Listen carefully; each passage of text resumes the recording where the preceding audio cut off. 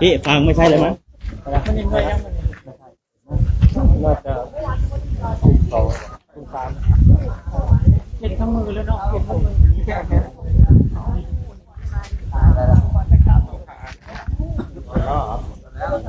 ไม่บอกมาเจอที่อยู่แฟนคลับเสียงโอ้มันใจนี่นะครับมากที่สุดนี่นะครับที่ผ่านมาใช้แอปไหมแอปเงินเพจนาฬิกานี่นะครับนอกจากทีเขา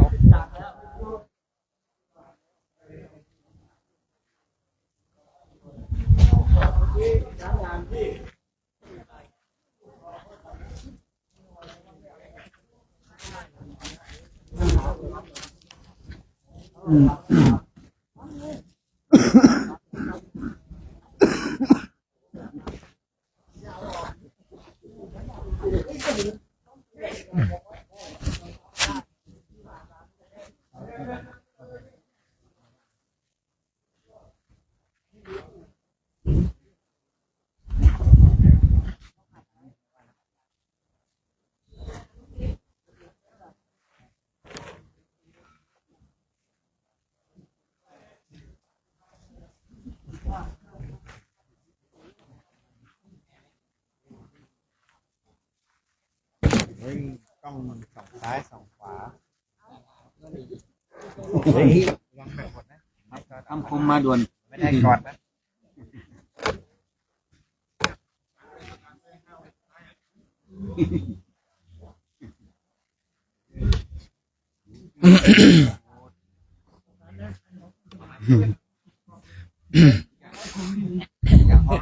คำนี้เราไม่โหดมีแต่คำคมตัวกันนะโอ้ย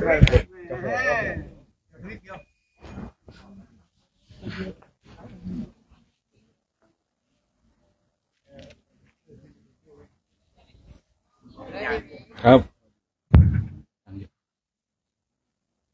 มาแล้วไปลืมจีวรเนาะฮะไปไหนไม่สบายเนาะต้องดูดิ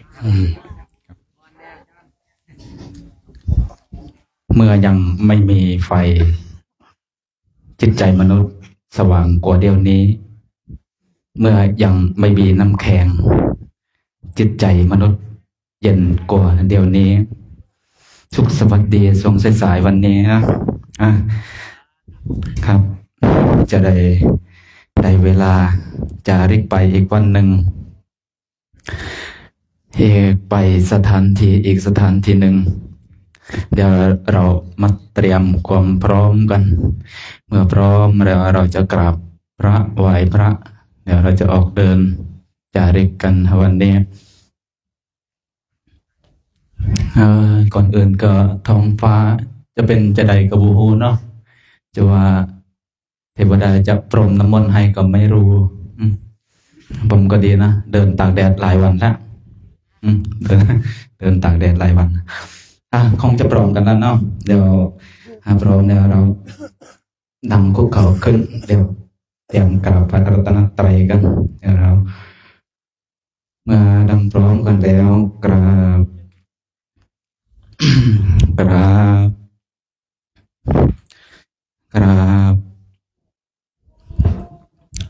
ขอโอกาสคณะสงฆ์เป็นต้นเสียงนำธรรมวัดก่อนออกเดินทางจาริกกันเลยนี้โยโสภะคะวะอะระหังสัมมาสัมพุทโธ สวากขา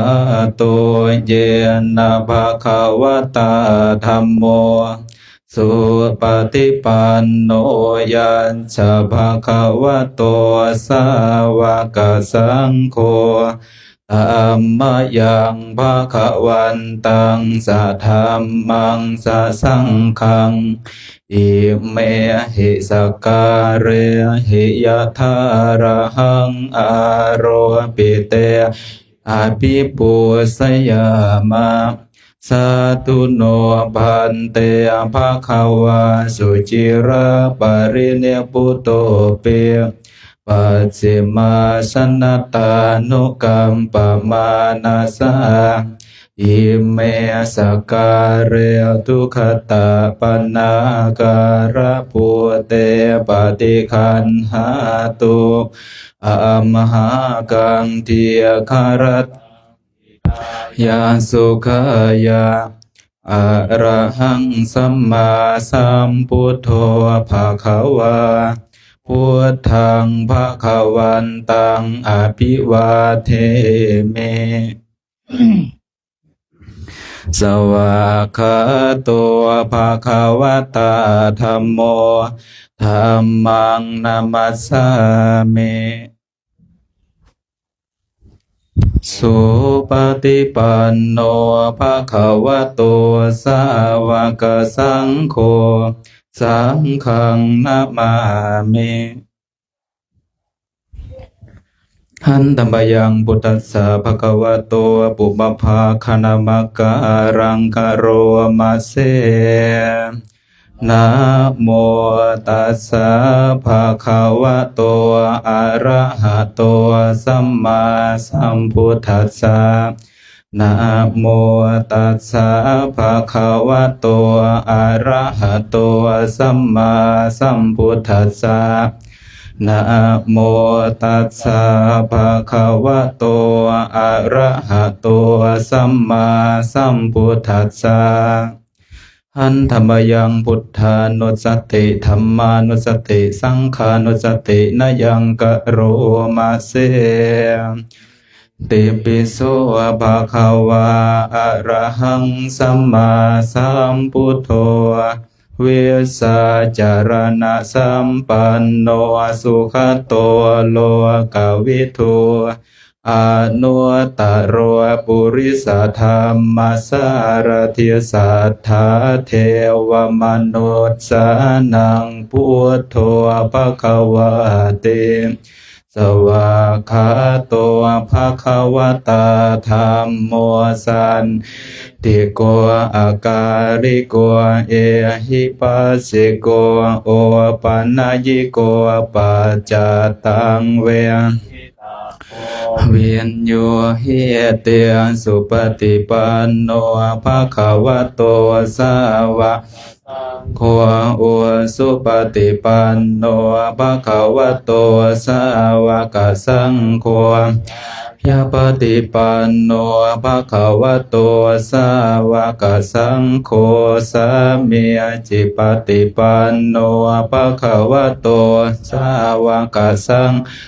ยะทิทางจัตตาริปุริสายุคานิอัตถปุริสปุคาลาเอสะภะคะวะโตสาวกสังโฆอาหุเนยโยปาหุเนยโยทาคิเนยอันสลียการณิโยอนุตตรังปุญญเขตังสัตเต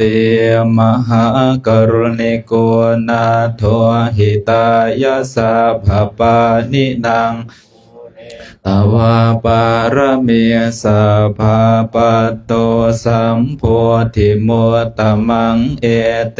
นะสัจจวัสเสนะโหตุเตสยมังคลังสยันโตโพ เลสกายานังนันทิวัตโนเอวังตวังวิสโยโหหิสยาสุสยมังคะเลอปาราสิตาปัลลังเกสิเสปทวิปุคะเรอภิเสม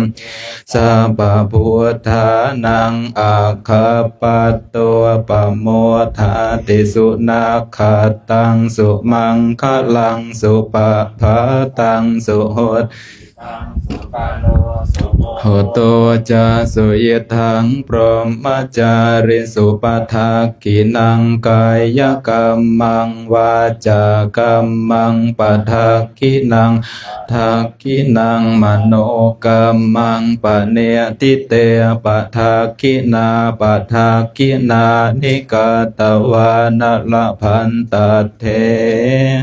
ปทักขิเนเมตตายะภิกขเวเจโตวิมุตติยาอาเสวิตายะภาวิตายะปะหุลียะยานิกตายะวัตถุกตายะอโนทิตายะปริจิตายะสุสมารัตถายะเอกาทัสสานิสังสาปฏิกังขากตเมสาสุขังสุปฏิสุขังปฏิพุสตินะปาปะกังสุปินังปัสสติมโนตสานังปิโยโหติอมโนตสานังโหติเทวตาราคันตินาชาอาคิวาวิสังวาสัทธังวากะมติตุวตังเจตังสมาธิยติมุขวันโนเวปัสสิทติอสัมกาลังกโรติอุตริงอาปติวิสันโตพรหมโลกุปโคโหติเมตตายะภิกขเวเจโตวิมุตติยาอาเสวิตายะภาวิตายะปะหุลิกตาเนกตายะวัตถุกตายะอโนทิตายะปริจิตายะสุสมารัตถายะอิเมสานิสังสาปฏิกังคาติอิธรรมโวจะภควาอัตตมนาเตเปียคูภควโตภาสิตังอภินันตุนติภวตุสาภมังคลังรักขันตุสาภเทวตาสาภพุทธานุภาเวนัสสุทิภวันตุเตภวตุสาภมังคลังรักขันตุสาภเทสัมปธัมมานุภาเวนัสสัทธาสุทิภวันตุเตภวตุสาภมังคลังรักขันตุสัมภเทวตาสัพพสังฆานุภาเวนัสสัทธาสุทิภวันตุเตหันตมยังเมตตาภรณังกโรมาเสสัพเพสัตตา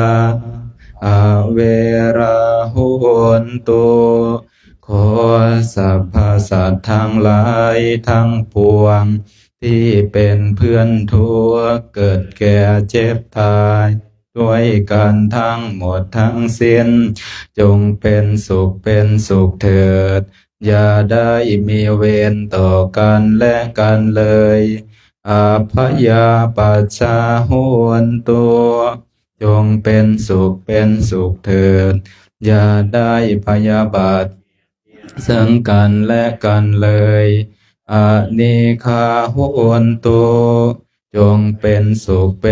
ขเถิดอย่าได้มีความทุกข์กายทุกข์ใจเลย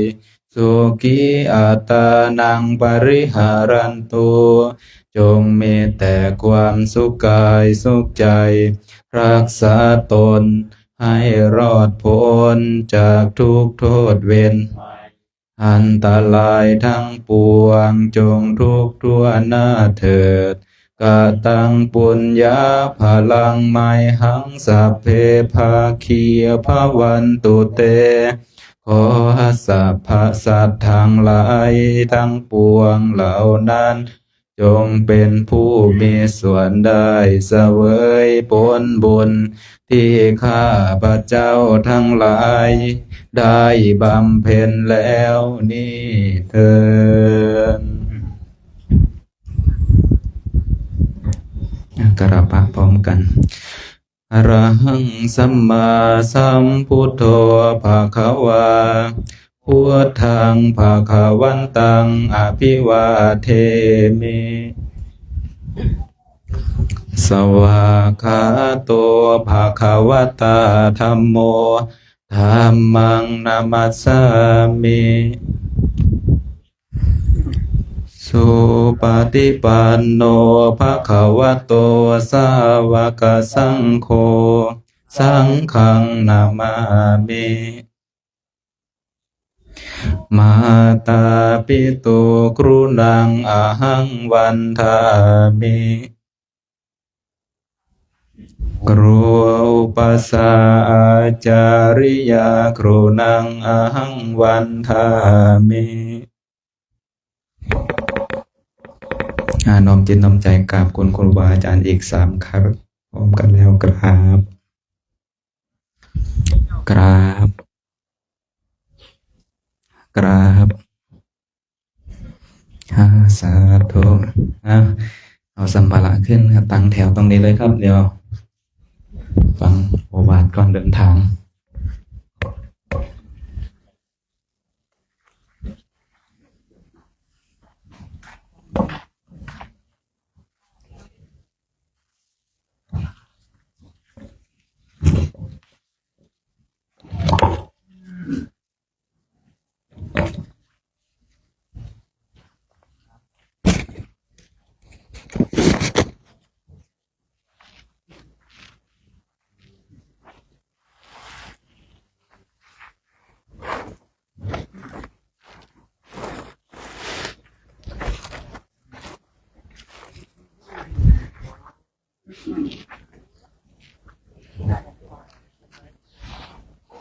เช้านี้ก็ต้องขออนุโมทนากับตุลปันด้วยเนาะได้ร่วมถวายค่ากระเบื้องมา 5,000 บาทเนาะซึ่งตุลปันก็มาร่วมเดินทุกปีได้ไปร่วมที่ประเทศอินเดียไปครั้งเดียวก็พอแล้วผมแต่ว่าก็จะมาร่วมเดินในประเทศไทยภาคเหนือโยกเนาะก็เลยร่วมมุงกระเบื้อง 5,000 บาทมุงไปแล้วดูทีวันนี้นะแดดไม่ออกเลยแม่เรื่องนี้สมใจประเสริฐเลยนะเห็นผลทันตาบนทันตานะตอนนี้ก็ไหลไปวันนี้เราก็จะเดินเข้าสู่สำนักสงฆ์รุ่งแสงธรรมก็ไม่ไกลเท่าไหร่นะครับผมแต่ก็เราเรื่องอยู่เหมือนกันนะสำหรับบุคคลที่หมดกำลังนะแต่โดยส่วนมากก็มีกำลังกันดีแล้วก็สบายเดินกันขับเคลื่อนกันไปสู่จุดหมายปลายทางของต่อนะซึ่งในวันนี้เป็นวันที่18เลยนะเนาะไม่กี่วันนี้จะถึงวัดแล้วครับผมไม่กี่วันแบบที่แตงเมละใครจะสร้างบารมีในส่วนใดก็รีบทำให้เต็มที่ใครจะสร้างทานบารมีก็รีบทำเพราะว่าอะไรถึงวัดแล้วมันก็อีกลักษณะหนึ่งนะครับผมใครยังไม่เร่งความเพียรอย่างเต็มที่เนี่ยก็เร่งความเพียรมัวแต่คิดมันมัวแต่คิดนี่ไม่ทำเนี่ยมันก็ช้านะครับเสียเวลาคือคิดปุ๊บทำปั๊บเนี่ยไวครับผมคือเวลาที่เราจะทำบุญนะผมเคยสังเกตดูตัวเองนะเวลาที่เราจะทำบุญเนี่ยเรามีลีลาเวลาบุญมันจะแสดงผลมันก็ลีลาเหมือนกันนะแต่เมื่อใดก็ตามที่เราคิดปุ๊บทำปั๊บเนี่ยบุญที่มันส่งผลมันก็จะเร็วนะสังเกตดูนะ แล้วการที่เราถวายแก้วสารพัดนึกหรือว่าปัจจัยเนี่ยผมพูดว่าผมน่าจะเป็นคนพูดเป็นคนแรกนะไอ้แก้วสารพัดนี่เพราะสมัยก่อนไม่มีใครพูดเลยนะผมพูดมาตั้งนานมากๆแล้วตั้งแต่บวชใหม่ๆนั่นครับปัจจัยเนี่ยตามแก้วสารพัดนึกเหมือนแก้วของพระเจ้าจักรพรรดิแก้วของพระเจ้าจักรพรรดิเนี่ยนึกอะไรก็ได้นะแต่ในยุคของเราเนี่ยแก้วไม่มีก็เลยเป็นปัจจัยแค่ถ้ามีปัจจัยเนี่ยใครนึกไอโฟนก็ได้ไอโฟนเนาะถ้าไม่มีมันนึกไม่ได้นะครับผมเนี่ยเวลาผมนึกนะนึกสิ่งใดบางคราวก็ได้นะแต่บางครั้งก็นึกจนปวดหัวไม่ได้ไม่นึกแล้วเพราะอะไรอ่ะเราไม่ได้ทำตลอดครับผมนะเราไม่ได้ทำตลอดบางทีเรานึกในการนึกของเราก็ต้องมีขอบเขตมีกำลังของบุญด้วยเนาะฉะนั้นผมเลยพูดคุยไปว่าคืออะไรที่มันเป็นบุญนะแล้วใจของเราเป็นบุญนะทำไปเถอะครับเนาะนะทำแล้วก็ใจของเราอยู่ในบุญในกุศลเนี่ยเรามาเดินกันแบบนี้เดินไปก็ให้ได้บุญนะนั่งไปก็ขอให้ได้บุญนะบางคราวก็หลับก็ปล่อยให้มันหลับไปนะช่วงนี้ไม่ค่อยได้เสียงโกรนแล้วนะเดี๋ยวคอยสะกิดจันเดียเนาะก็ดีแล้วนะช่วยกันทั้งหลายกัลยาณมิตรคอยบอกกล่าวคอยจับเตือนคอยช่วยเหลือซึ่งกันและกันยิ่งเรามาจาริกเช่นนี้เราก็จะได้เห็นน้ำใจของเพื่อนเราก็จะได้เห็นการช่วยเหลือการเสียสละ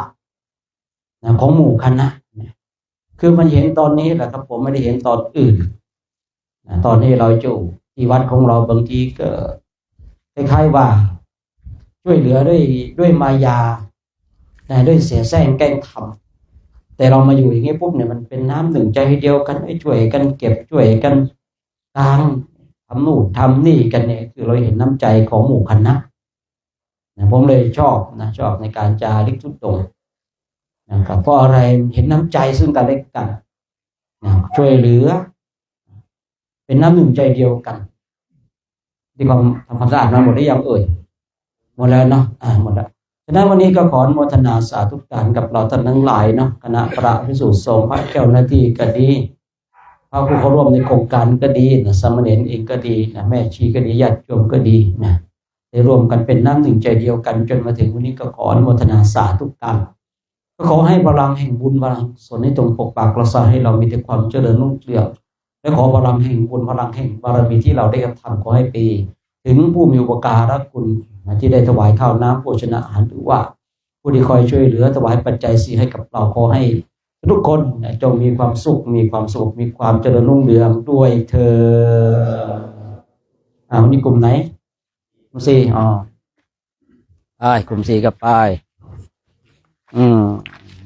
อาจารย์น้อยเป็นหัวหน้าอีกแล้วนะไม่หลีกไม่ได้แล้วนะ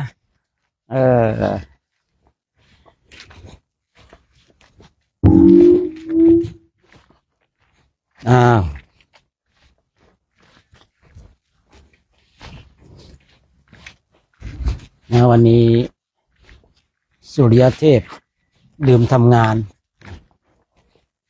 หรืออาจจะทำงานแต่ว่าสู้เมฆไม่ได้นะสู้เมฆไม่ได้เลยต้องหลบเห็นไหมว่าสุริยเทพจะมีพลังมีรัศมีมากแต่ก็ไม่ได้เก่งกาจสามารถนะเจอเมฆเยอะๆก็แพ้เมฆเหมือนกันนะแพ้เมฆเหมือนกันอะไรที่มีกำลังมากย่อมชนะอะไรที่มีกำลังน้อยย่อมพ่ายแพ้นะในอย่างเราฝึกฝนอบรมกันโดยจิตของเรามีกำลังมากจะได้ทำราชกิเลสทั้งหลายได้มันเป็นสัจธรรมความเป็นจริงว่าสิ่งใดที่มีกำลังมากสิ่งนั้นย่อมเป็นผู้ที่ชนะเนี่ยอย่างสุริยเทพเนี่ยเราปฏิเสธไม่ได้ว่าเขามีกำลังมากสามารถส่องสว่างได้สามารถทำให้คนร้อนได้แต่ก็ยอมแพ้เมฆวันนี้ก็เลยสุริยเทพสาธุเด้อแม่เด้อยอมแพ้หลบไปแล้วเพราะอะไรเพราะเมฆมากเมฆหนาสุริยเทพเลยสู้ไม่ไหวก็ ว่ากันไปนี่คือสัจธรรมคือความเป็นจริงที่เราจะต้องมาศึกษามาเรียนรู้ที่พระท่านมาเดินกันเช่นนี้เนี่ยพระท่านมาหากำลังแห่งญาณบารมีกำลังแห่งปัญญาเพื่อที่จะไปหักล้างนี่เพื่อที่จะไปต่อสู้นะกับกิเลสทั้งหลายนะไปจัดการกิเลสทั้งหลายที่มานอนเนื่องจิตตสันดานของเรานี่ฉะนั้นท่านทั้งหลายก็เช้าวันนี้ก็มาส่งพระกันนะมาส่งพระตอนเย็นนะเราก็มารับพระนะมารับพระกันมารับพระเข้าสู่ที่พักตอนเย็นมารับตอนเช้ามาส่งเอาบุญมาร่วมอนุโมทนาในการสร้างความเพียรของคณะพระสงฆ์เพราะว่าคณะพระสงฆ์ท่านมาสร้างความเพียรเราก็มาส่งร่วมอนุโมทนาเป็นส่วนหนึ่งแห่งบุญอนุโมทนาทุกอย่างก้าวในก้าวที่ประกอบไปด้วยมหาบุญมหากุศลอนุโมทนาทุกอย่างก้าวการสร้างสารกุศลความเพียรท่านทั้งหลายได้กระทำกัน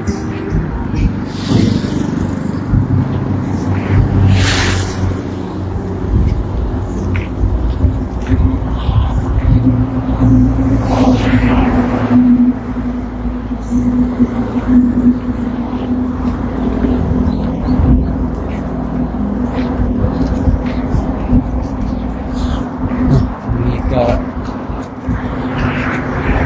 เคลื่อนไปเนาะก็คงเนาะมีก็ดู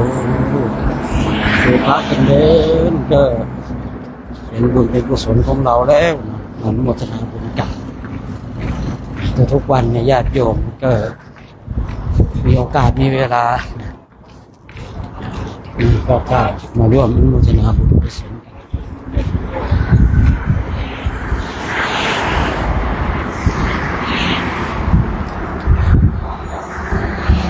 นะช่วงนี้ญาติโยมก็คงจะเห็นภาพของพระสุสงฆ์ทำว่าสวดมนต์เจริญธรรมกรรมฐานจาริกธุดงค์ก็อีกหลายวันโยมเนาะใกล้ปีใหม่ก็พอพระไปถึงที่วัดก็จะเห็นพระทำวัดสวดมนต์กันอย่างเดียวนะเจริญธรรมกรรมฐานยังไม่เห็นพระเดินแบบนี้นะจาริกแบบนี้นะเพราะว่าช่วงเวลาในแห่งการสร้างเรียกว่าอะไรเป็นบททดสอบของพระเจ้าทุกสิ่งทุกอย่างต้องมีบททดสอบเนาะการสร้างคุณงามความดีต้องมีมารมาขัดขวางการที่พระสงฆ์จะไปกราบสังเวชนียสถานทั้ง4ทิศอินเดียและเนปาลจะต้องมาทดสอบก่อนว่าท่านเนี่ยมีศรัทธาที่แน่วแน่ไหมมีขันติไหมมีความเพียรไหมแต่บางคนบางท่านก็แบบที่เราเคยยินไม่ท่าดีแต่ที่เหลวอะมากดีท่าดีแต่พอเอาจริงๆแล้วไปไม่รอดเพราะอะไรบางทีแรกๆก็มีศรัทธาแรกๆก็มีความเพียรแรกๆก็มีขันติเนี่ยพออยู่ไปอยู่มาแล้ว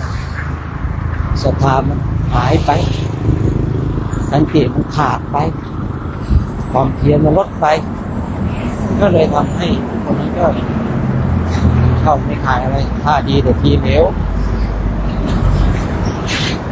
ทันใดศรัทธามันคงขันติตั้งมั่นวิริยะไม่ท้อถอยเนี่ยอันนี้ก็ไปได้นะอันนี้ก็ไปได้ลุยได้เพราะว่าการที่จะไปอินเดียเนี่ยมันไม่ใช่สะดวกสบายเหมือนกับการเดินในบ้านเราในบ้านเราเนี่ยยังเห็นภาพที่มีคนถวายน้ำถวายน้ำดื่มถวายเราเพื่อไทยทั้งหลายนะผมพอไปอินเดียเนี่ยยากเหลือเกินนะนานๆก็จะเห็นเขาถวายน้ำพกเป๊ปซี่สักครั้งเลยแต่ไม่ใช่ว่าเช่นเหมือนบ้านเรานะ เพราะว่าในแถบที่เราไปมันไม่ได้แถบของคนมีเงินนะเป็นแถบที่คนไม่พอมีอยู่มีกินเท่านั้นเองฉะนั้นเนี่ยบางทีเราต้องมาฝึกกับพอไปอินเดียเนี่ยภาพในอินเดียเนี่ยคนไม่เคยไปนี่คือออกมาเป็นเช่นไรต้องเจอสระหลายอย่างเรื่องของอาหารการกินครับนี่ก็บ้านเราเนี่ยดีมากเลยนะไปอินเดียนี่คือพูดง่ายๆว่าต้องมีพระมัทุเทศคือพระแจกพัดนะของเราในตอนในประเทศไทยเนี่ยมันก็ตัดเขาเต็มที่เลยนะสาธุเด้อโชคดีนะคือบ้านเราเนี่ยตักได้เต็มที่เลยนะแต่พอไปถึงอินเดียเนี่ยอาหารกับข้าวนี่ก็บางวันก็ต้องมีพระเทศพระแจกพัดเป็นตักอาหารถวายส่วนข้าวนี่ก็ตักเองนะเพราะมีขีดจำกัดนะก็เป็นเช่นนั้นนะฉะนั้นก่อนที่เราจะไปที่นู่นเราต้องมาฝึกกันที่นี่ก่อนก็มาฝึกกันให้ดีมาฝึกกันให้ชัดเจนถามว่าเราฝึกกันขนาดนี้แล้วพอไปถึงอินเดียมีปัญหาไหมทุกการกระทำไม่มีที่เราไม่มีปัญหาเมื่อเราลงมือทำสิ่งที่ไม่ทำปัญหามีอย่างแน่นอนไม่มากก็น้อยปัญหาที่เกิดขึ้นเนี่ยบางที่ก็มากก็น้อยเพราะว่าปัญหาเนี่ยเราไม่สามารถที่จะไปจัดการได้เพราะในแต่ละปีบางเกมก็มีปัญหาที่แตกต่างกันนะครับแตกต่างกันไปมันไม่ใช่เหมือนเดิมนะแต่ละปีมันก็แตกต่างกันไปเปลี่ยนกันไปเนี่ยแล้วเราทำอย่างนี้เรารับปัญหาเรียนรู้ว่าเป็นเช่นไรบางทีเห็นเขาพูดเองถ้าใครติดตามไม่สนจะพูดหนักพอพูดหนักแล้วคือการที่พูดหนักพูดแบบรุนแรงนี่คือไม่มีเจตนาที่อะไรแต่ว่าอยากจะดูกิริยาของพระเจ้าพอเจอเขาพูดอย่างนี้กิริยาของพระเจ้าเป็นอย่างไรถ้าลูกใดเจอคำพูดแบบนี้มีกิริยาที่เปลี่ยนไปอันนี้ต้องเจอบ่อยๆเพราะว่าถ้าอยู่ในประเทศไทยเนี่ยเจอคำพูดหนักๆแล้วมีกิริยาที่ไม่พึงประสงค์ก็ต้องทดสอบอยู่ 2-3 ครั้งถ้าทดสอบ 2-3 ครั้งแล้วท่านยังเจอกิริยานี้มันก็ไปที่อินเดียไม่ได้เพราะอะไรอินเดียมันต้องเจอแรงกระแทกหลายๆอย่างญาติโยมบางคนท่านเห็นผู้พูดเนี่ยบางทีก็พูดแรงๆกับพระเนี่ยเกินมีเหตุผลอยู่นะพอเราต้องดูกิริยาของพระมาเป็นเช่นไรคือถ้าเราไม่ทำเช่นนี้เราก็จะไม่รู้ผู้พูดก็พูดทุกปีว่าผู้พูดเนี่ยจะต้องดึงนะความมีคุณขอพระคุณเจ้าออกมาให้ได้เพราะว่าคือบางทีก็ไอ้คำว่าเสียแซงแกล้งทำเนี่ยมันก็มีกันทุกคนนะเนาะฉะนั้นนะบางทีก็ต้องดึงอัตราตัวตนของท่านออกมานี่การดึงอัตราตัวตนของท่านออกมามันก็ต้องดูว่ามันจะดึงลักษณะแบบใดเนี่ยนะก็ดึงด้วยคำพูดบางทีก็ดึงด้วยการกระทำบางทีก็ท่านั่งนานๆอย่างเงี้ยเพราะอะไรเพราะอยากดูว่าเป็นยังไงบางทีก็พาเดินนานๆอย่างเงี้ยพาเดิน9 โล 10 โลดูปฏิกิริยาของพระว่าเป็นเช่นไรว่าท่านเนี่ยมีความคิดอย่างไรอย่างที่ถ้าใครเคยได้ฟังพูดว่าผู้ได้ศึกษาภาษากายมาเลยมองออกได้ชัดเจนว่ากิริยาเช่นนี้เป็นเช่นไรนะเป็นเช่นไร ที่เชียงรายเนาะอยู่ทำที่เชียงรายหรือใช่แล้วตอนนี้อยู่ในเขตแม่สวยกำลังจะเดินเข้าอำเภอแม่จันทร์ตอนนี้ก่อนที่ถึงแม่จันทร์ก็ต้องถึงอำเภอเมืองก่อนมีกันไล่ไปจนถึงเขตอำเภอแม่จันทร์พักอยู่ที่อำเภอแม่จันทร์เนาะ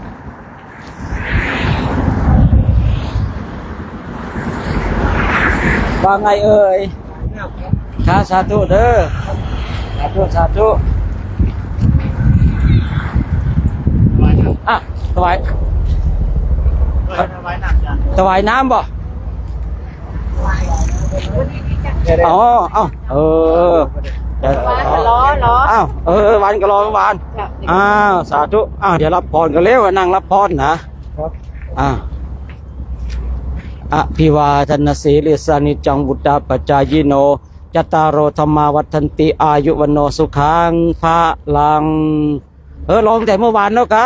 ล้อเมื่อวานโอ้วันนี้สมความปรารถนาแล้วเนาะล้อเมื่อวานแล้ววันนี้ไปธุระไม่สวยก็เลย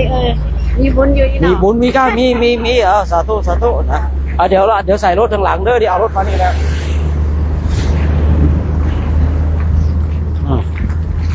เนี่ยมีบางคนเขาร้องแต่เมื่อวานแล้วเขาว่างั้นนะแต่เมื่อวานเราเดินมาไม่ถึงนะต้องหยุดพักก่อนบางคนเขาก็ฟังข่าวที่โยมพี่กุ๊กไก่เขาลงตั้งแต่ออกจากพระจอมจริงเขาลงตลอดเขาก็ถามคอยถามถึงไหนแล้วมีที่พักเพิ่มไหมมีที่พักเพิ่มขอหน่อยแล้วเขากับลงตามอำเภอต่างๆก็เนี่ยบางคนเขาเห็นแล้วเขาก็ขอให้ใส่บาตรกันบางคนก็รอตั้งแต่เมื่อเจ้าแล้วตัวเอ้ยเดี๋ยวนี้11-12 โมงแล้วบางทีบางคนนี่เขาก็รอนานนะรอนานอย่างเมื่อกี้นี่รอแต่เมื่อวานแล้วนะซื้อน้ำไว้นี่เรามาไม่ถึงเขาก็คิดว่าไม่มีบุญแล้วนี่บุญยังมีอยู่บุญไม่ได้หายหรอกนะนอกจากเราจะหายจากบุญไม่ได้หายจากเรานะมีแต่เราเท่านั้นที่จะหายจากบุญนะบุญไม่เคยหายจากเราคนขวาอยู่ตลอดเราก็จะได้บุญอยู่ตลอดเวลาฉะนั้นญาติโยมก็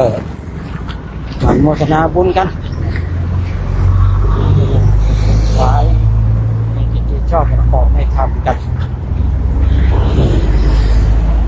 ช่วงนี้ก็สบายหน่อยเนาะมีการทำถนนหนทาง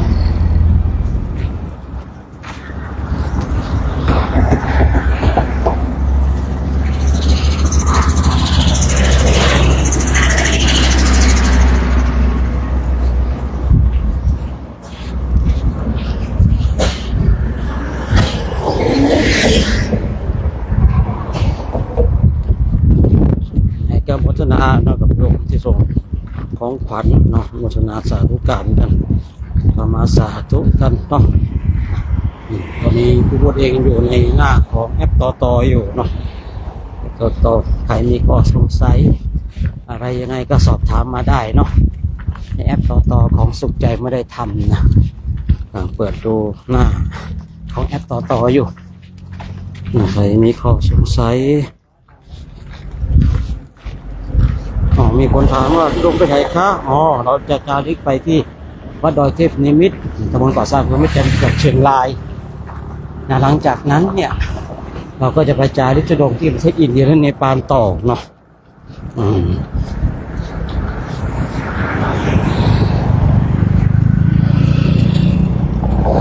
จะประมาณนี้เนาะบางคนบางท่านถ้าผมเข้ามาบางทีก็AI เขาจับเด้งไปในหน้าฟีดของทั้งหลายเนาะบางคนก็ติดตามเป็นระดับอยู่แล้ว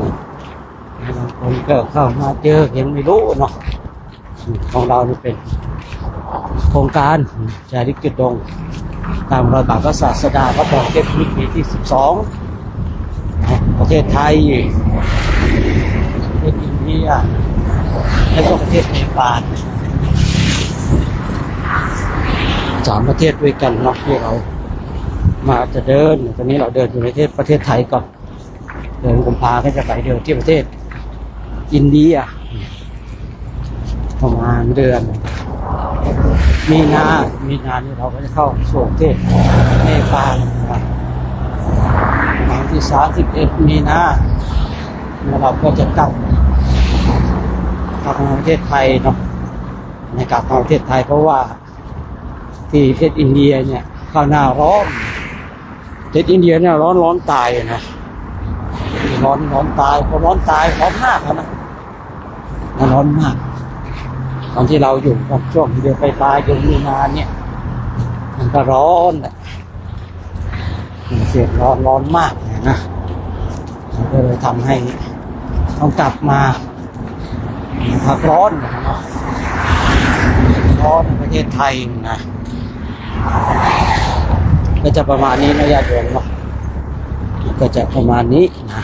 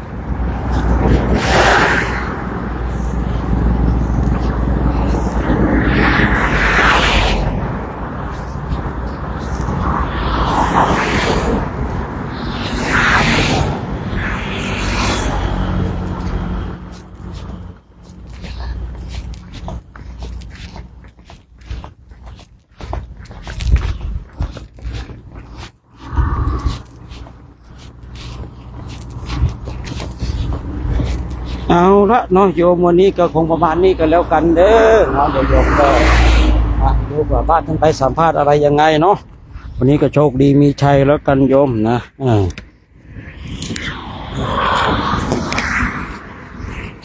ปีนี้ได้ดูสัมภาษณ์พระบ้างนะ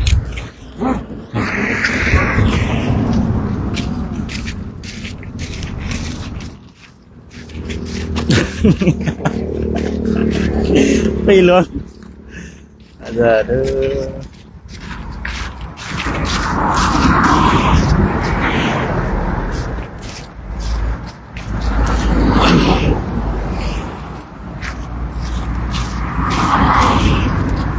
สาธุญาติโยม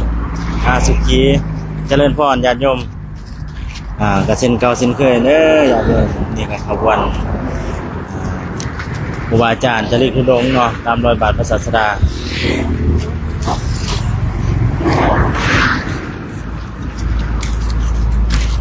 ครับสุดยอดครับ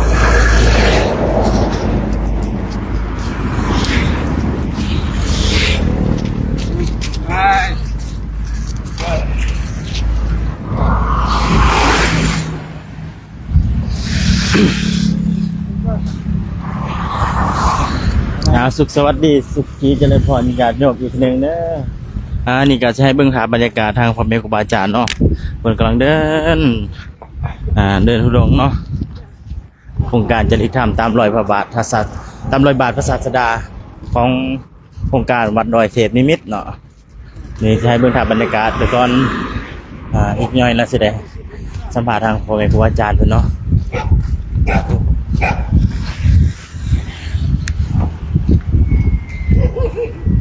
เขาแหวเลยก็ได้ไงเขาแหวยอมก็ได้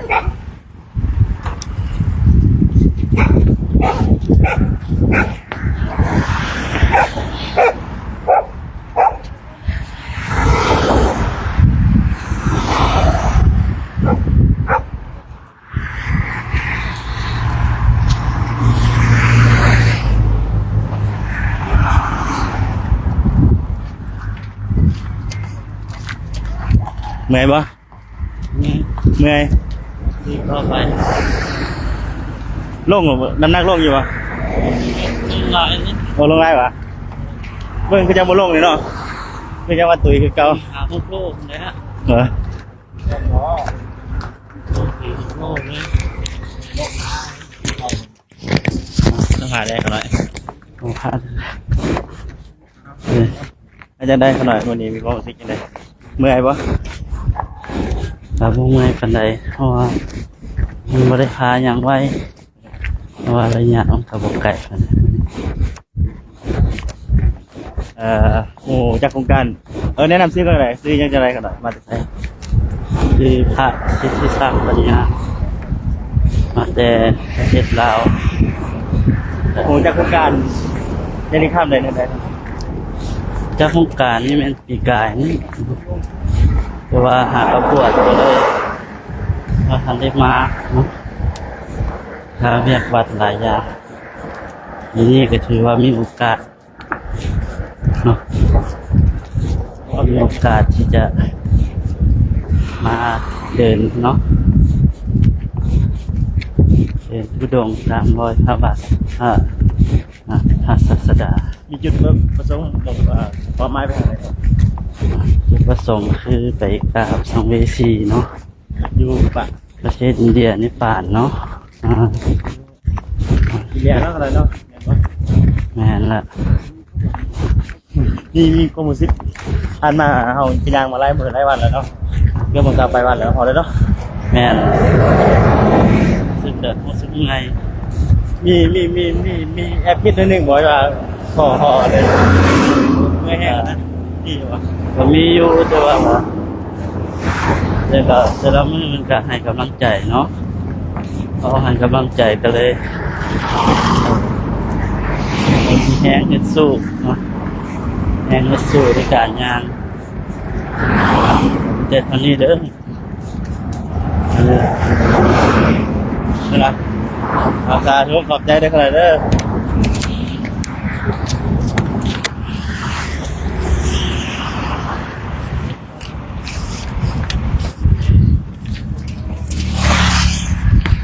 สาธุญาติโยมเนาะนี่ก็คือขบวนเรียกว่าฟังพระเจ้าประสงค์ของแม่ครูบาอาจารย์เนาะเป็นกำลังยากจริกคำตามรอยบาทพระศาสดาของโครงการจริกคำตามรอยบาทพระศาสดาเนาะของประเด็นพระคุณหลวงพ่อสำเริง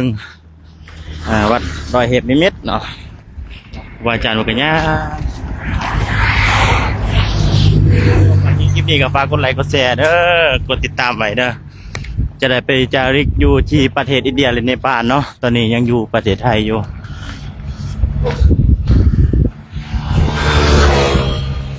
เดือน2 ปีหน้าเนาะจะได้ไปจาริกอยู่ประเทศอินเดียเป็นจะได้ก็ฝากญาติโยมกดติดตามกดไลค์กดแชร์ออกไป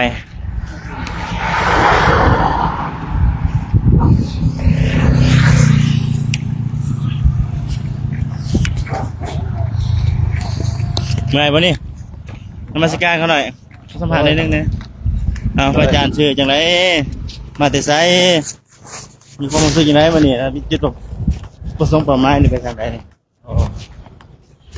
พระอาจารย์ชื่อยังอันนี้น่าชื่อกัน อร่อยปะขาหน่อยเองซื้อผ้าซิริวงเนาะจากมาจากอัตตะเปแฟงอัตตะเปลาวใต้เนาะบอกโครงการจาริกธรรมตามรอบานภาษาสนานำพ่อแม่ครูอาจารย์เนาะมื้อนี้ก็คือว่าสาวของมือเนาะในการจาริกชุโรงมีทั้งมือให้มีทั้งดีใจทั้งเสียใจทั้งสุขทั้งทุกข์ว่าซะ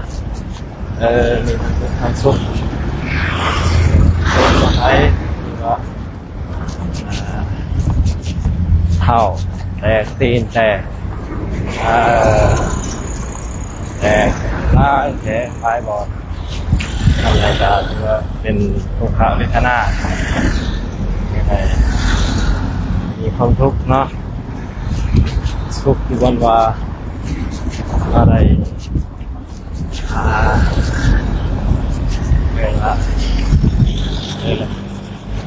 บอสมัครเฮ็ดได้ตามใจตัวเองคือว่าเขาสมัครอยากสั่งใจในการกระทำสิ่งต่างๆเห็นเขาเห็นกิเลสหลายๆขึ้นเนาะเขาสมัครเฮ็ดตามใจเขาเป็นว่านี่อะไรปรารถนาสิ่งใดบริสุทธิ์นั้นนั่นก็เป็นทุกข์ประมาณนี้ในบทสูตรเนาะแต่ว่าปกติเฮามีแต่สูตรซื่อๆแต่การปฏิบัติก็เป็นบ่ทันได้วันนี้ เราได้ย่างได้ปฏิบัตินำครูบาอาจารย์จังซี่เนาะก็ได้เห็นเลยว่าโอ้ยเพิ่นจะคอยรับคอยสอนบอกสอนอะไรผิดอะไร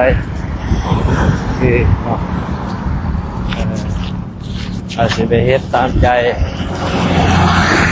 ตามอำเภอใจของเราเห็นบ่ได้เราไม่กลัวขึ้นกับเพิ่นต้องฟังความเพิ่นสิไปเฮ็ดตามใจเราบ่ได้อันนี้ก็เป็น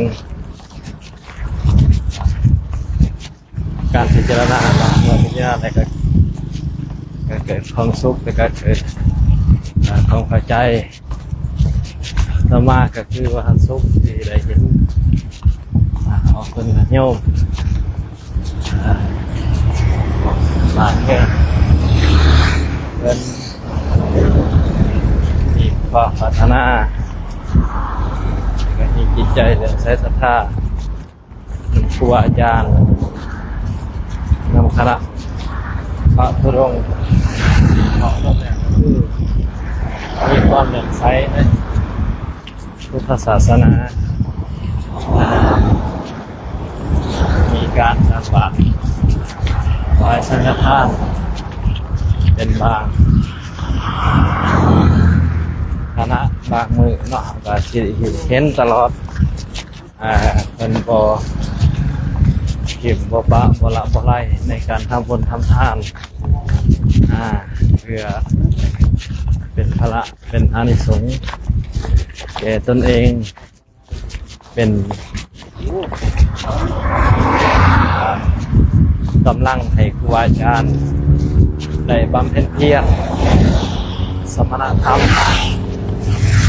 คือว่าเห็นได้แสดงออกของตนนิยมทุกมือเนาะแต่ละบอลแต่ละมือก็มีความต่างกันบางบอลหน่อยแน่บางบอลหลายแน่นะแต่จะหลายหลายวะนายกมีความอยากใช้ศรัทธาหลายกว่าเนาะมีความศรัทธาหลายกว่านั่นเลยก็คือว่าอนุโมทนานำนะครับมี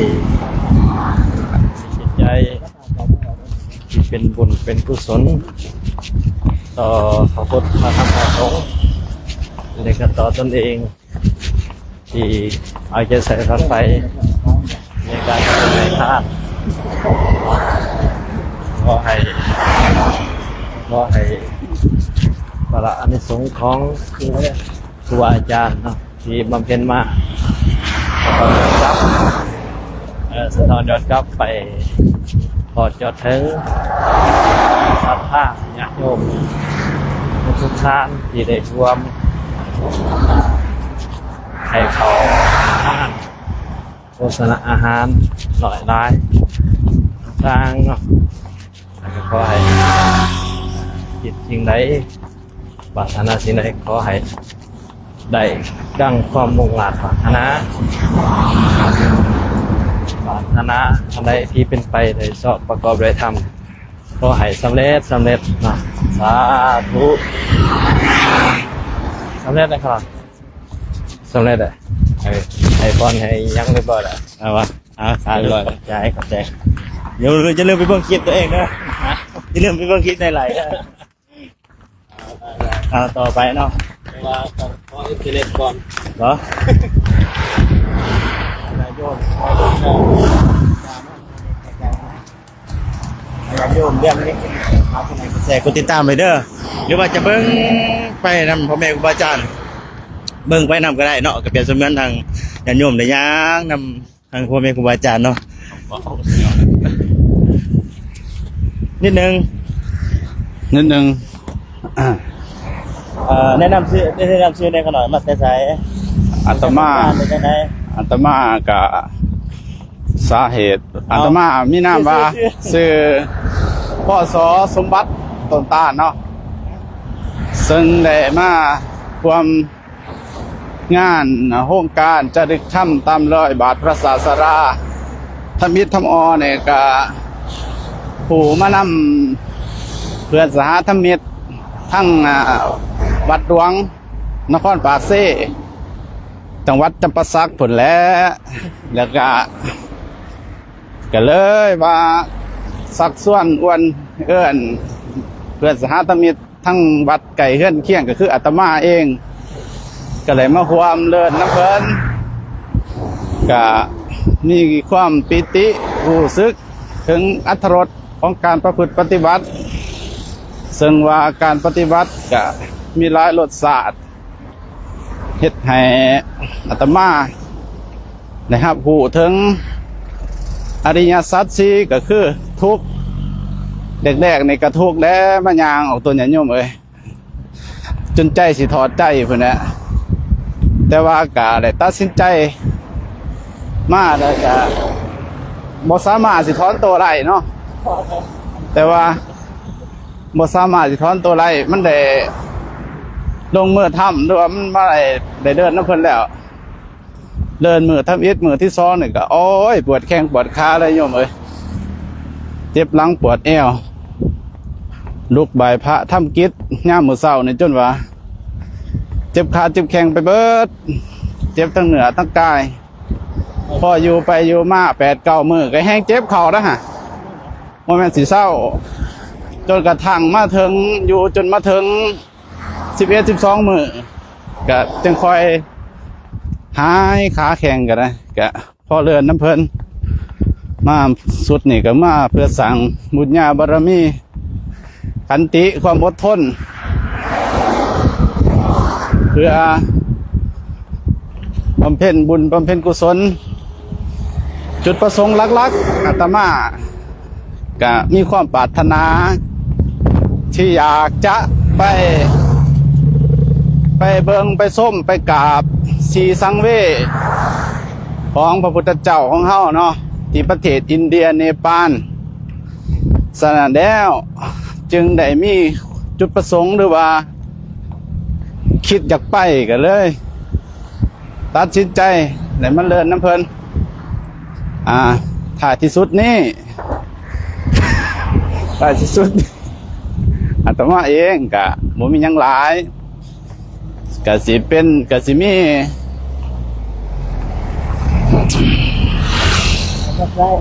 บ่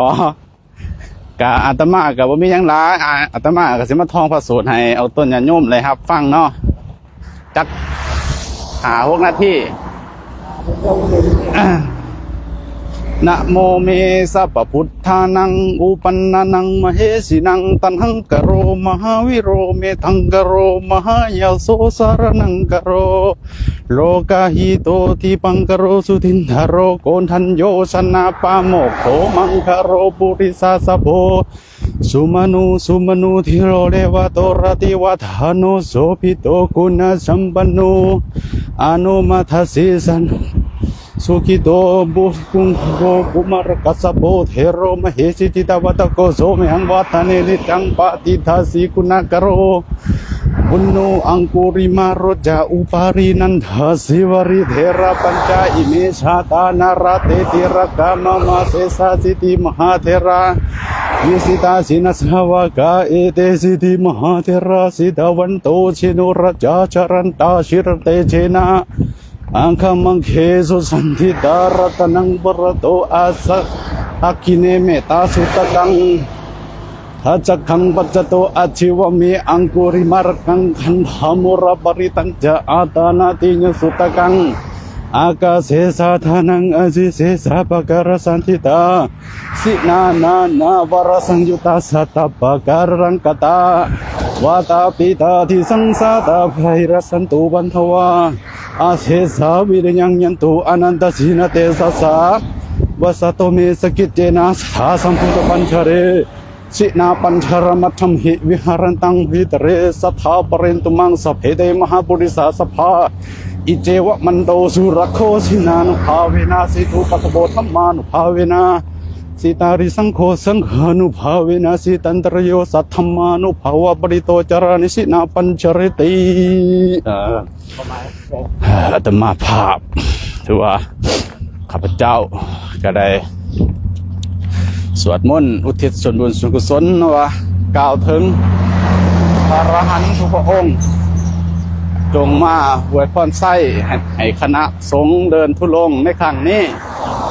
คณะสงฆ์โครงการจารึกถ้ำตามร้อยบาทพระศาสดาของหลวงพ่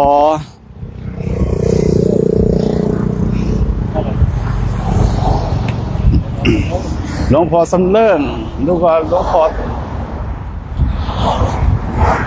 ก็ขอให้ออกตัวญาติโยมที่เขามาหับฟังหับส้มที่ทางโครงการหรือว่าเฟสโครงการได้ถ่ายทอดสดก็ขอให้มีแต่ความสุขความเจริญถ้าหากปรารถนาสิ่งหนึ่งประการใดอันเป็นไปในทางที่ชอบก็ขอให้ออกตนญาติโยมผู้ใดร่วมอบโปโมทนาหรือว่าอะไรซอยเดือทั้งด่านปัจจุปัจจัยก็ขอให้มีแต่ความสุขความเจริญเด้อออกตนญาติโยมเด้อสาธุ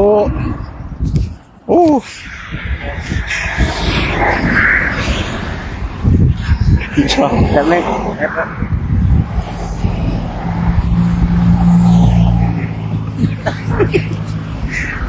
เด็กตัวนี้ยัง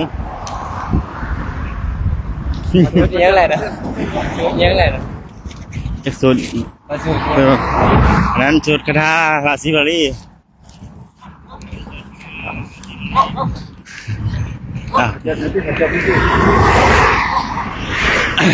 สุขสวัสดีอีกครั้งหนึ่งเด้อญาติโยมเด้อ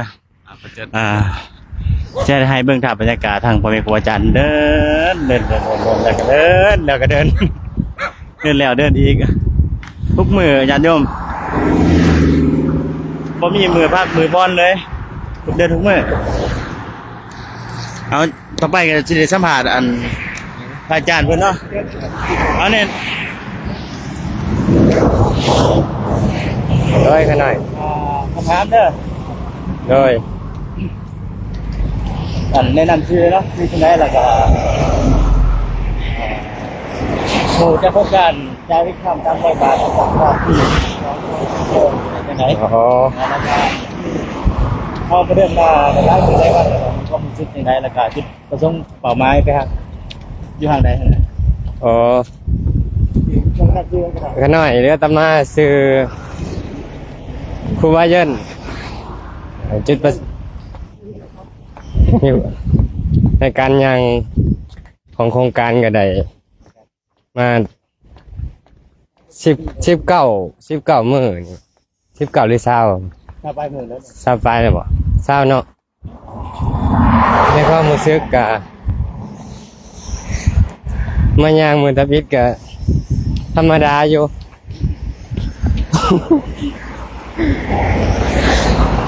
มือที่2ที่3มาเริ่มปวดขาโอ้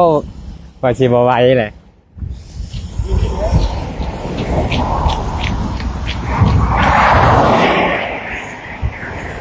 จุดประสงค์ที่มาก็อยากในชีวิตหนึ่งในชาตินี้ก็อยากไปกราบสังเว สนียสถานของพระพุทธองค์พระพุทธเจ้าของเราที่เอากายเอาใจไปน้อมสรีระกับสังเวชนียสถานที่ประเทศอินเดียและเนปาลที่โครงการจาริกธรรมตามห้อยพระศาสดาที่พระครูที่จะทำประโมทเป็นได้จัดขึ้นจึงเป็นก็เป็นประธานโครงการและพระอาจารย์โศก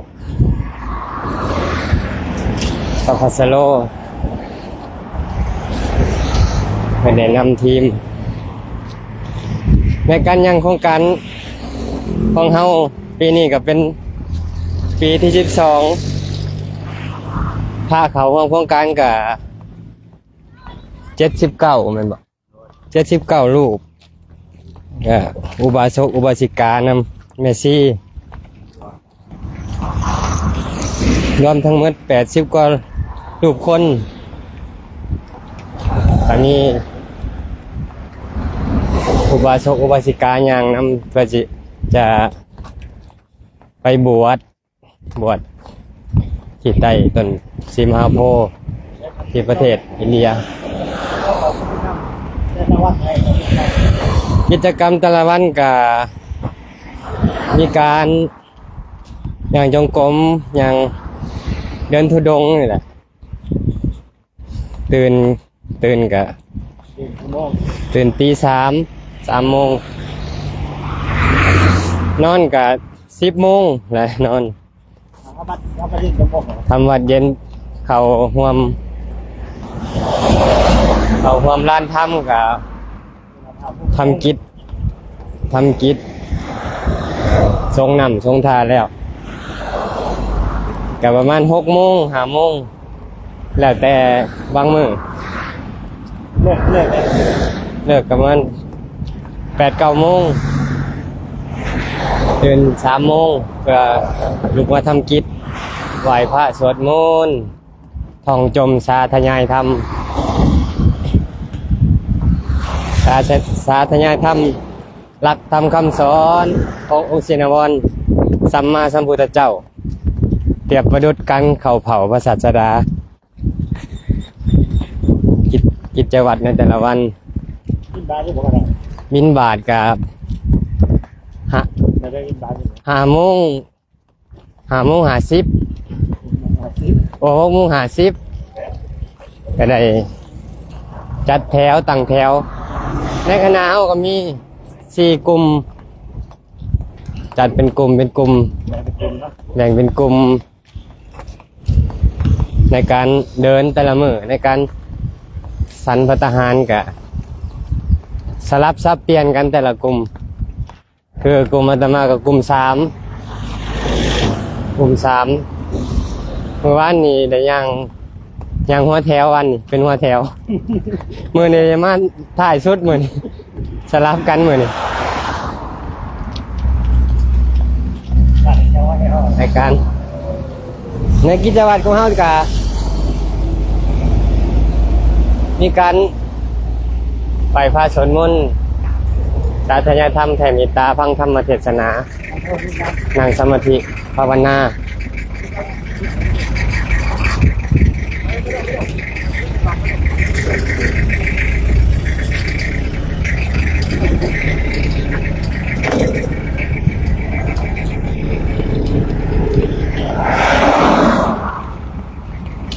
ในการ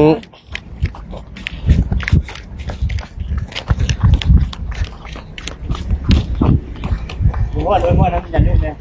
ที่ว่าหล่อทอ ไปพอเลยเนาะเอาอาตมาก็มันยังหลาย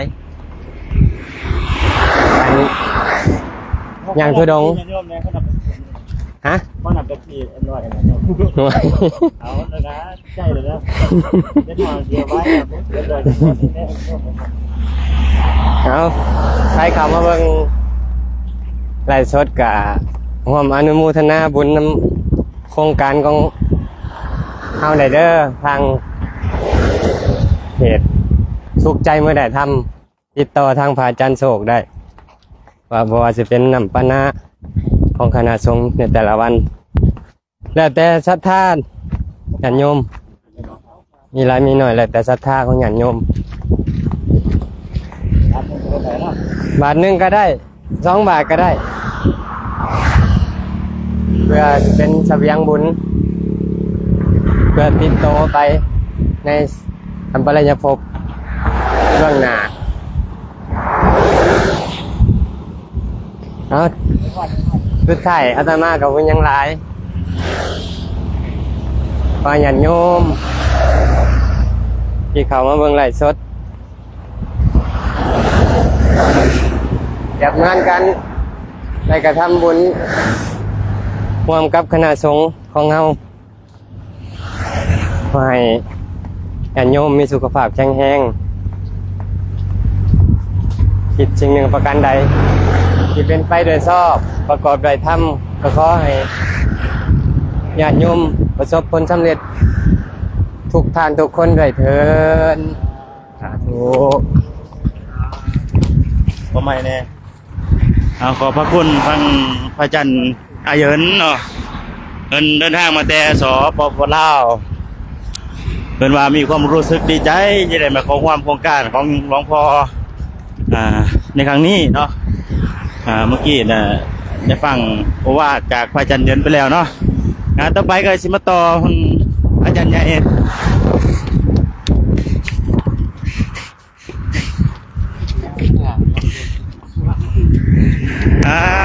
มัสการกันหน่อยซื้อจังไหนเนาะ ซื้อวันนอกนะเจริญพรวันนี้ก็เป็นอีกมื้อที่เฮาได้ย่างจาริกไปตามปกติอาตมาภาพเองก็มีชื่อว่าครูบาสุกเนาะเดี๋ยวเขาห้องซื้อวันนอกครูบาอึ้งซื้อวันนอกยังน้อยเห็นว่าโตตุ้ยๆฟ้องล่มเวลามันห้องงางนั่นแหละ มื้อนี้เฮาก็ได้ย่างบ่ใกล้เนาะมันคือว่าสบายชิวๆแต่ว่าแดดก็ค่อนข้างจะร้อนจักหน่อยแต่สิ่งที่เฮาต้องระลึกในใจอยู่เสมอก็คือธรรมขององค์สัมมาสัมพุทธเจ้าที่เพิ่นตรัสไว้ว่าขันติตะปรมังตะโปติติขาขันติคือความอดกั้นเป็นธรรมเครื่องเผากิเลสอย่างยิ่งเพราะฉะนั้นแม้แดดสิร้อนแม้สิเมื่อยเฮาก็ต้องได้มีความอดทนอดกั้นนี่ส่วนใดเฮาก็จะได้เรียนได้ศึกษาในหลักของพระธรรมพระสูตรเนาะที่พระธรรมคำสอนของพระสัมมาสัมพุทธเจ้าแต่ว่าบัดนี้เฮาลงมาปฏิบัติจริงบอกว่าขันติมันเป็นจังไดความอดทนอดกั้นมันเป็นจังไดเมื่อเฮามาเจอสภาวะตัวจริงแล้วเฮาจิสามารถอดทนอดกั้นลังที่เฮาเคยเรียนศึกษามาบ่เนาะเพราะนี้เฮาก็จังได้มาฝึกมาซ้อมเพื่อให้ร่างกายและก็จิตใจของคณะครูบาอาจารย์พระเจ้าประสงค์และมีความเข้มแข็งแข็งแรงและมีอินทรีย์อันสำรวมระมัดระวังขึ้นและก็ในการจาริกไปในวันนี้เนาะก็ไปแบบสบายบ่มีหยังหลายเนาะถ้าเฮาน้อมเอาพระธรรมคำสอนขององค์สัมมาสัมพุทธเจ้าน้อมเข้ามาเหมือนที่เพิ่นตรัสไว้ว่าวันคืนล่วงไปบัดนี้เฮาทำอะไรอยู่นี่เป็นธรรมที่ลึกซึ้งหลายเนาะเพราะว่าถ้าเฮาน้อมพระธรรมคำสอนของเพิ่นเข้ามาในกายในใจของเฮาก็จะได้รู้ว่าในแต่ละมื้อแต่ละวันที่มันผ่านไปนี่เฮาเฮ็ดอีหยังแหน่ที่มันเป็นประโยชน์แก่ตนเองแล้วก็เป็นประโยชน์แก่ บุคคลอ้อมข้างนะถ้าสภาวะจิตใจของเฮาบ่ดีมันก็แสดงออกมาทางกิริยาห่างกาย เมื่อคนภายนอกเห็นเขาก็ได้รับผลกระทบไปนำคือจังอาทิเช่นว่าบุคคลที่มีความโกรธก็โกรธแล้วเนาะมันก็แสดงออกทางอิหยังวาจาแม่นบ่ทางใจแล้วก็แสดงออกมาทางห่างกายแล้วคนอ้อมข้างเห็นแล้วก็จะก็จะฮู้ได้ด้วยสัญญาว่านี่คือการโกรธนี่เป็นบุคคลที่บ่ควรเข้าใกล้แตกต่างจากบุคคลที่มีเมตตานี่ธรรมขององค์สัมมาสัมพุทธเจ้าถ้าเฮาน้อมเข้ามาหาตัวเฮาเองเนาะเฮาจะเห็นสัจจะความจริงว่ามันเป็นจังไดสภาวะของเฮาแต่ละมื้อเนาะบางมื้อก็อารมณ์ดีบางมื้อก็หัวผู้เดียวก็มีบางมื้อก็โศกเศร้าเหงาหงอยซึมไปบางมื้อก็เฉยๆเนาะปกติของอารมณ์ถ้าเฮาน้อมพระธรรมคำสอนขององค์สัมมาสัมพุทธเจ้าเข้ามาในร่างกายในจิตในใจหัวจิตหัวใจของเราก็จะได้เห็นว่าสภาวะต่างๆที่มันเกิดขึ้นเนาะในห่างกายในจิตในใจของเราก็เป็นเพียงแต่อารมณ์เป็นเพียงแต่ธรรมที่มันเกิดขึ้นตามปกติของมันเป็นธรรมชาติถ้าเราเห็นตามสัจจะความเป็นจริงว่าอนิจจังทุกขังอนัตตาเราก็จะยอมรับสภาวะหรือว่ายอมรับสภาพความเป็นอยู่ของเราได้โดยง่ายแม้เราจะบ่สามารถเลือกเกิดในตระกูลที่ดีบางคนก็เกิดมาลำบากเนาะเฮ็ดให้ใส่หน้าจังซี่บางคนก็มีขึ้นมาจักหน่อยก็มีฐานะดีขึ้นมาอีกจักหน่อยก็บ่ต้องเฮ็ดให้ใส่หน้าเพียงแต่หาเงินหาคำไปให้มีเป็นเจ้าหน้าที่ราชการก็ดีขึ้นไปได้อีกระดับหนึ่งบางคนก็เกิดมาแล้วมีฐานะดีขึ้นไปอีกร่ำรวยจังซี่น่ะก็ย้อนอันนี้สงผลบุญที่เขาเคยกระทำมาก่อนดังในมงคล38ประการที่องค์สัมมาสัมพุทธเจ้าบรรทัดไว้ว่าบุคคลที่ทำบุญไว้ก่อนแล้วนะเราก็จะได้เห็นว่าธรรมทั้งหลายทั้งปวงที่องค์สัมมาสัมพุทธเจ้าบรรทัดไว้นั้นเป็นธรรมที่เห็นผู้ไล่โดยตนเองเป็นธรรมที่ควรน้อมเข้ามาใส่ตัวและเป็นธรรมที่ผู้ที่ประพฤติปฏิบัติจะพึงเห็นไล่ด้วยตนเองเนาะ และท้ายที่สุดนี้ก็การจาริกของเฮาในมื้อนี้ก็เจริญไปประมาณบ่ไกลเนาะประมาณใกล้ๆบ่ไกลบินตกนี่แหละประมาณ2 ก้าวย่างถึง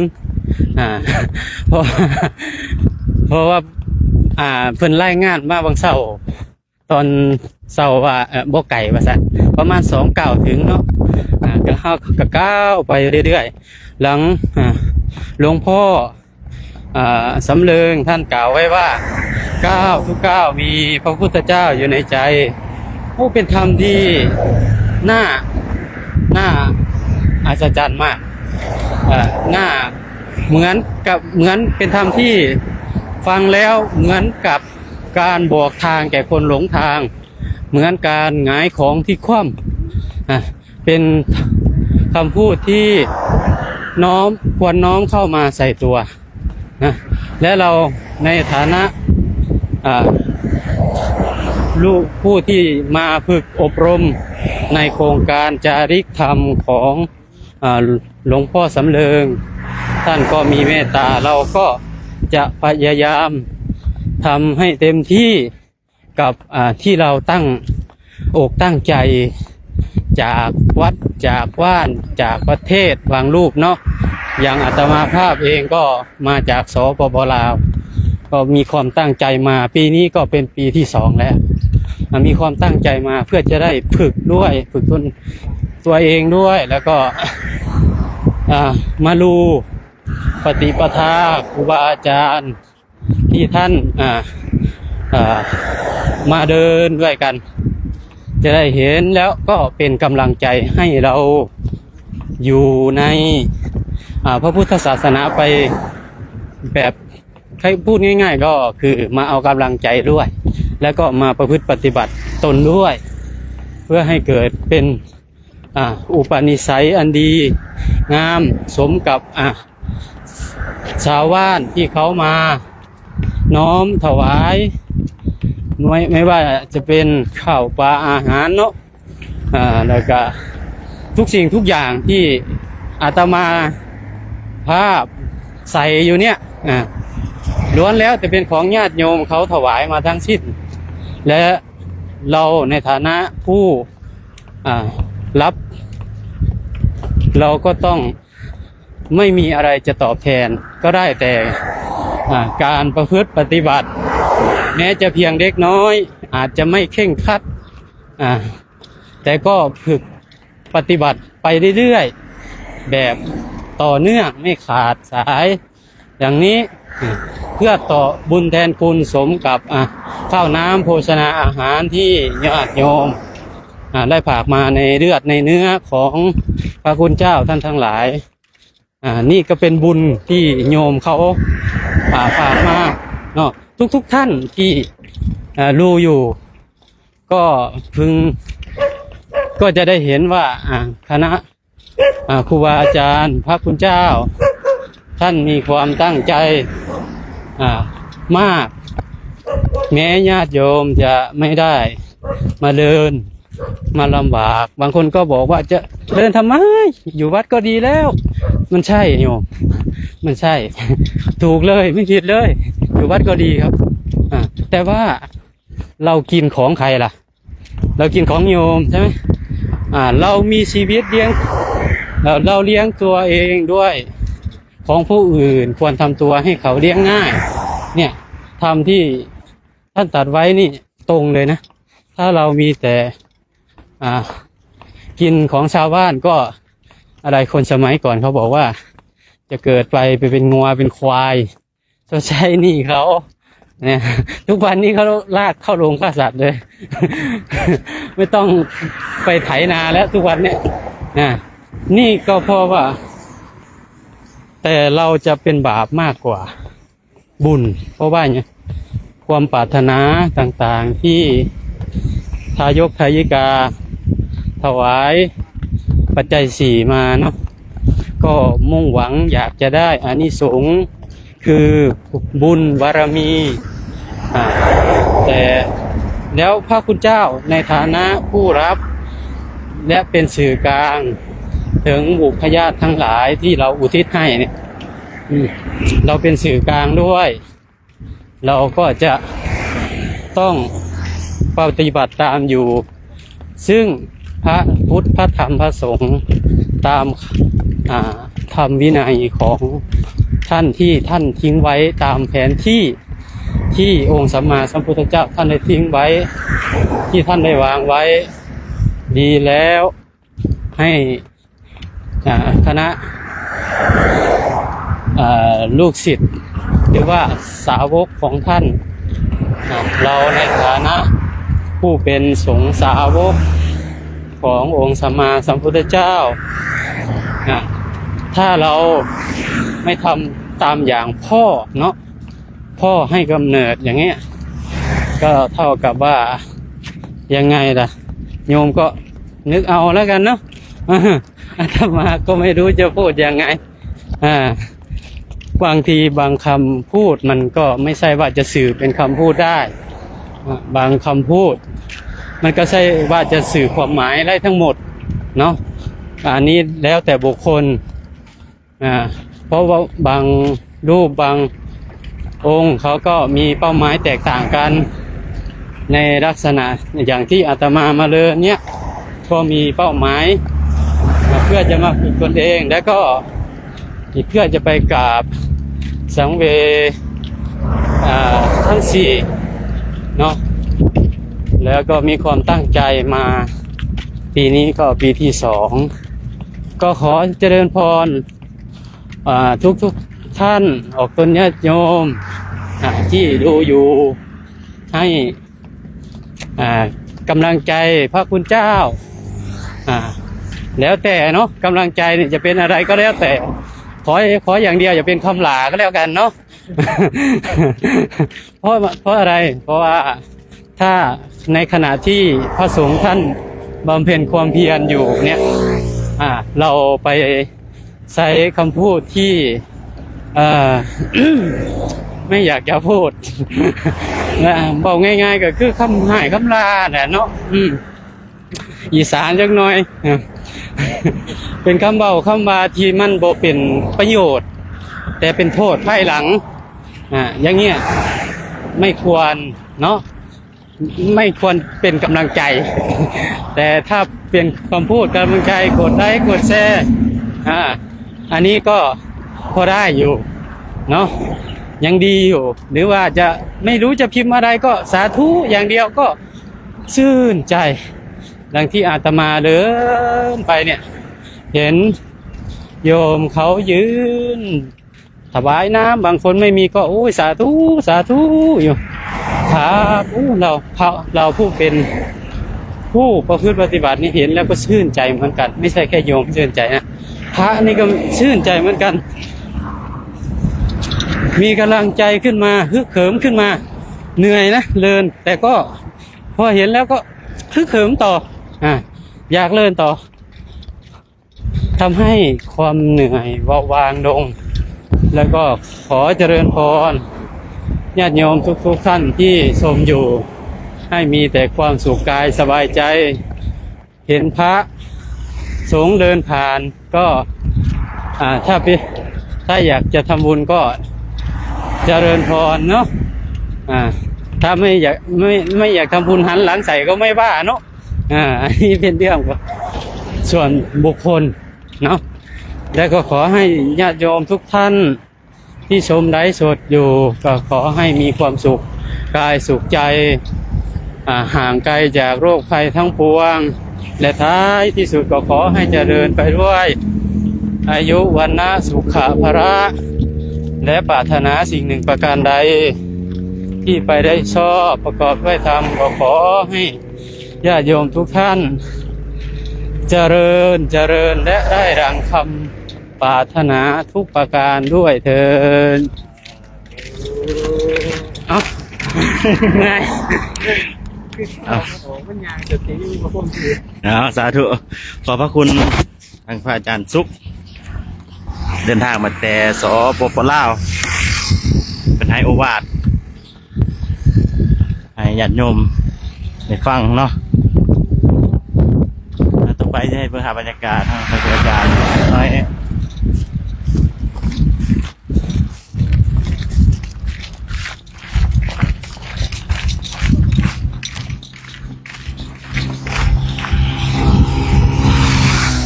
ชั่วโมงนั่นนี่ไปยากเลยเอาต่อไปจะได้สัมภาษณ์หรือว่าได้ถามความรู้สึกพระอาจารย์ใหญ่เขาอันนี้ตัวนี้ก็ได้นะ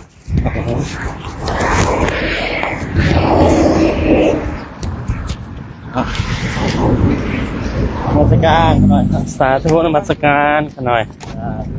ครับนี่ก็แนะนำตัวกันนะครับ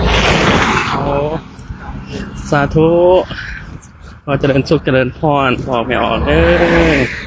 ทุกผู้ทุกคนข้าพเจ้าเองนอนหรือว่าอาตมาเองเขามีนามมาผาแสงเตสมาโรที่ว่าเดินทางมาจากสปปลาวมาจากแพงจำปาสักเนาะก็ได้แม่ความเดินทุดงน้ำเพื่อนพรหมจารีน้ำกันเนาะมื้อนี้ก็มีความรู้สึกดีหลายเนาะบรรยากาศดีแสงตะเบ็นก็ บ่ค่อยแห้งปานใดเนาะบรรยากาศดีดีมีลมพัดหลายมื้อนี้ก็มีขอทำนิดนึงเนาะที่ว่าพระอาจารย์เพิ่นมาสัมภาษณ์เนาะพระอาจารย์วง เพิ่นก็มีน้ำใจหลายเด้อนี่ที่ว่าส่วนนั้นเนาะอาตมาเจ็บตีนเนาะเราก็มีน้ำใจได้ซอยเนาะได้ซอยก็สาธุน้ำเพิ่นเนาะมื้อนี้ก็สิมาเมานิดนึงเนาะเพราะว่าเมาบ่เก่งปานใด บ่ค่อยเก่งปานใดคำที่ว่าพระศาสดาเพิ่นได้ตัดไว้เนาะพระศาสดาเพิ่นตัดไว้มากินดอกไม้กินจันทร์บ่สามารถหอมหวนทวนลมได้แต่กินแห่งเกียรติคุณความดีงามของสัตว์ตบุรุษนั่นแหละสามารถหอมไปได้ทางตามลมและทวนลมคนดีย่อมมีเกียรติคุณฟุ้งขจรไปทั่วทุกทิศกินจันแดงกินดอกอุบลกินดอกมะลิจัดว่าเป็นดอกใหม่ที่มีกลิ่นหอมแต่ยังสู่กลิ่นสินบ่ได้กลิ่นสินยอดเยี่ยมกว่ากินทั้งมวลเนาะกินสินนี่หอมไปได้ทั้งตามลมและทวนลมถือว่าหอมเนาะ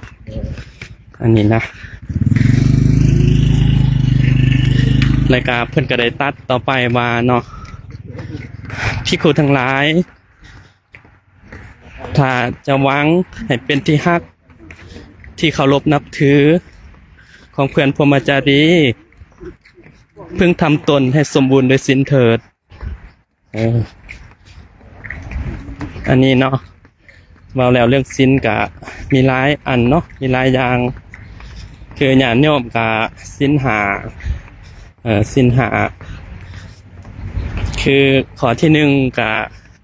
เพิ่นบอกว่าเว้นจากการฆ่าสัตว์เนาะข้อที่2เว้นจากการลักทรัพย์ข้อที่3เว้นจากการประพฤติผิดในกามและก็ข้อที่4เว้นจากการเว้าคำบ่จริงข้อที่5เว้นจากการดื่มของมึนเมาอันตั้งให้ความประมาทประมาณเนาะวันนี้เนาะสิมาเว้าเรื่องโทษและคุณของศีลนิดนึงเนาะสำหรับโทษของการทุศีลนี่นะการทุศีลเนาะ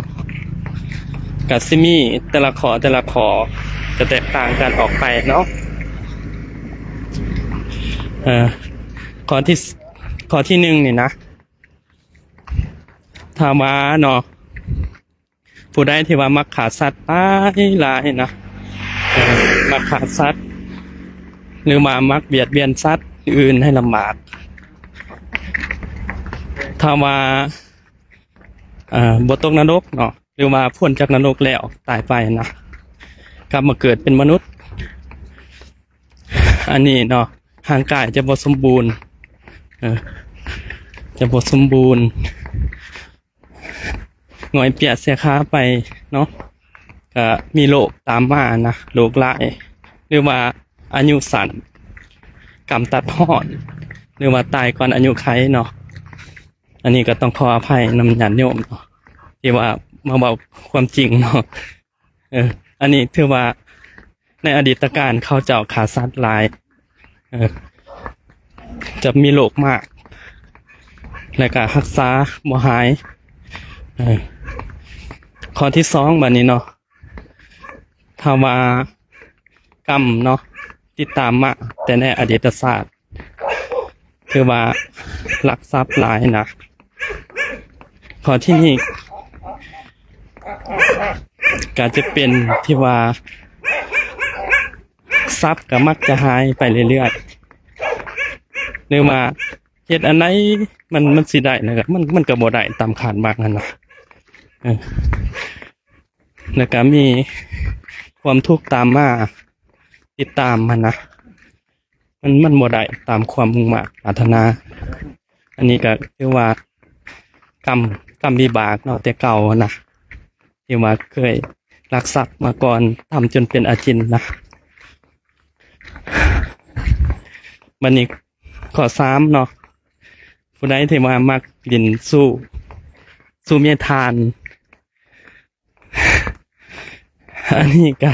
จะบ่สมหวังในความหักพอปานใดเด้อผู้ใดมักเฮ็ดแต่เก่าอะนะแต่ว่ากรรมมีบากเนาะสมมุติมาตายไปแล้วก็บ่ได้ตกนรกกลับมาเกิดเป็นมนุษย์ไปจังซั่นนะความสมหวังก็บ่ค่อยปานใดอาจจะมีการเลิกลากันไปเนาะ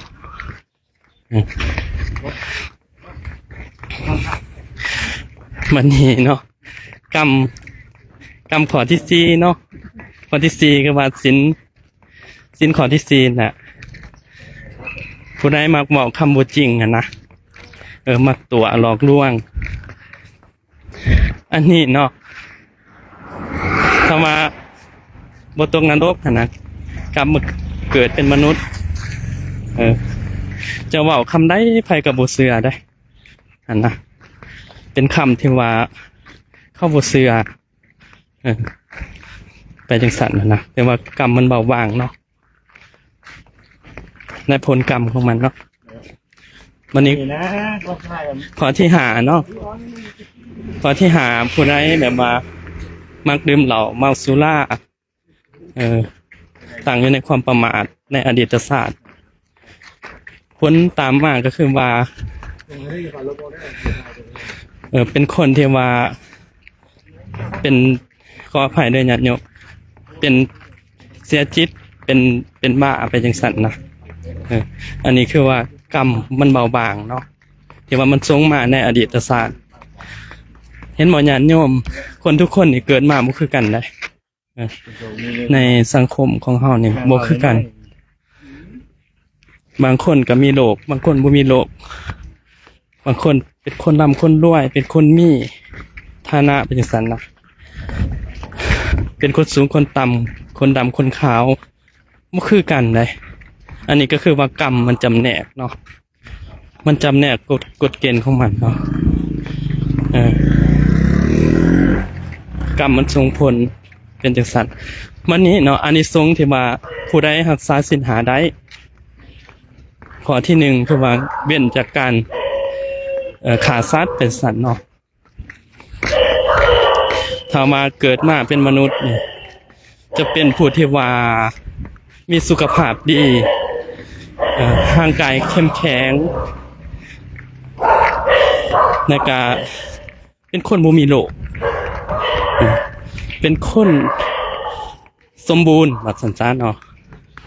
เป็นคนสมบูรณ์แล้วก็มีทรัพย์มากเป็นคนงามก็แม่นเนาะผู้ใดรักษาได้ข้อที่1เนาะวันนี้ข้อที่2เนาะอานิสงส์ที่ว่ารักษาได้เช่นว่าบ่ได้รักทรัพย์คนอื่นนะเกิดมาเป็นมนุษย์สมมุติว่าเนาะ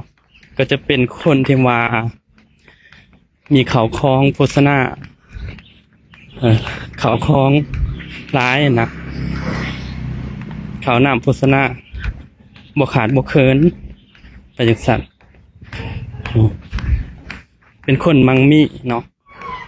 อันนี้ก็ได้จากอานิสงส์ที่ว่าได้รักษาศีลเว้นจากการลักทรัพย์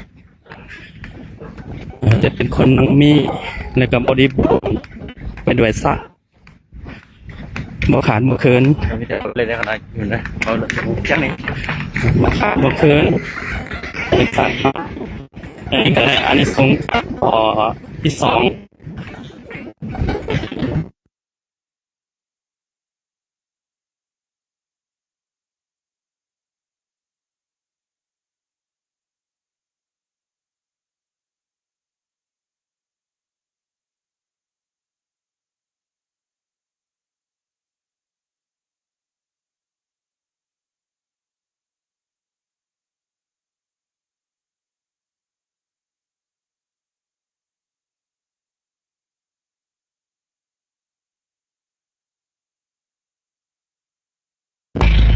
คือเพิ่นว่าคู่สร้างคู่สมคู่บารมี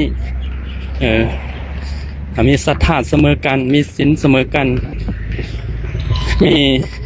จาคะเสมอกันมีปัญญาเสมอกันอันนี้เพิ่นว่าเป็นครูบารมีอันนี้เนาะก็ถือว่าอานิสงส์ว่าได้จากการรักษาศีล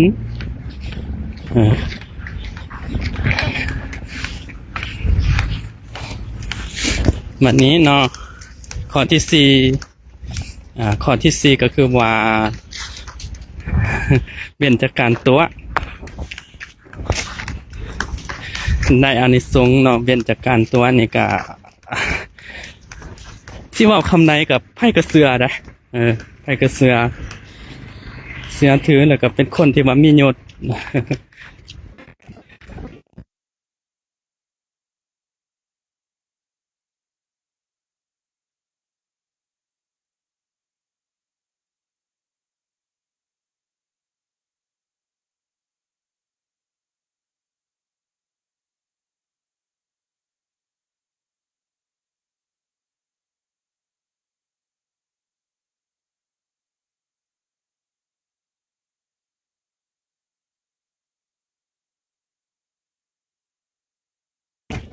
ดื่มของเน่าสุรายาเมาคือว่าข้อที่หาเนี่ยเนาะถ้ามาได้เกิดเป็นมนุษย์ก็จะเป็นผู้มีปัญญาเนาะบ่เสียจิต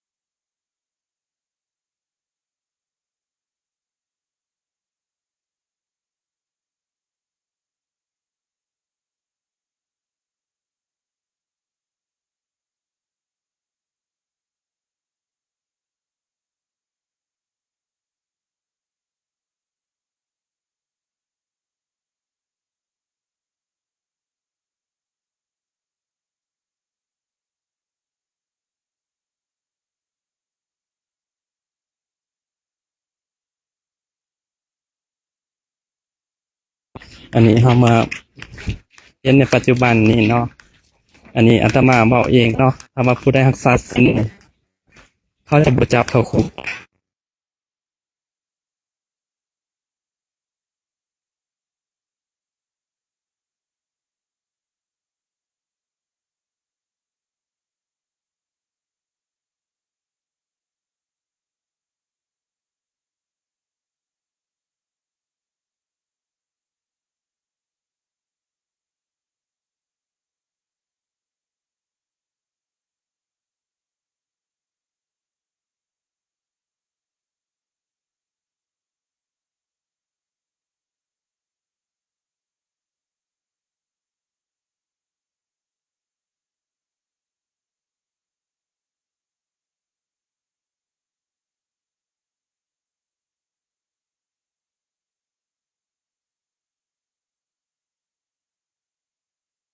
จังได๋ก็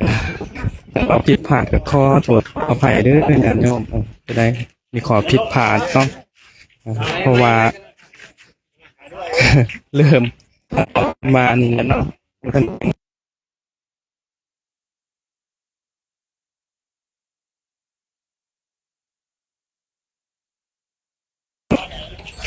ในการขอฝากไว้เนาะขอฝากไว้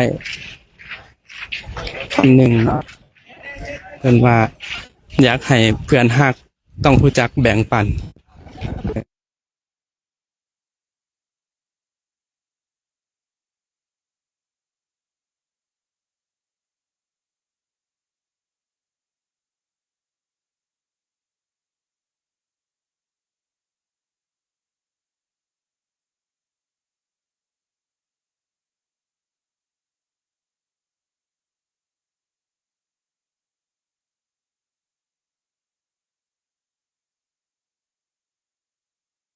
เนาะเพราะว่าอาตมามาอยู่ในหมู่ในคณะนี่ก็ มาจารีก็ดีใจร้ายเนาะที่ว่าเพิ่นก็มีจิตเมตตาเนาะมีจิตเมตตาในช่วยเหลือก็ดีร้ายเนาะโอ้อากาศเริ่มร้อนเลย ถ่ายสุดนี่ก็บ่มีหยังเด้อญาติโยมเด้อก็ขออวยใส่ให้พรให้แก่พุทธาบริษัททั้งหลายจงมีแต่ความสุขทางกายและทางใจเจริญโดยศีลเจริญโดยสุตตะเจริญโดยจาคะเจริญโดยปัญญาอริยะจะทำอันจะนำตนให้พ้นทุกข์ออกจากวัฏสงสารคือสิ่งที่ไพบูรย์พบมรรคผลนิพพานในเวลาบ่นานบ่ซ่านในเวลาบ่ซ่าบ่นานนี้โดยทั่วกันทุกคนทุกคูปทุกนามด้วยเถิด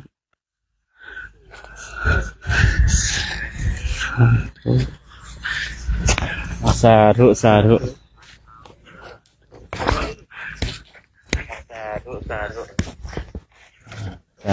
ยันโยม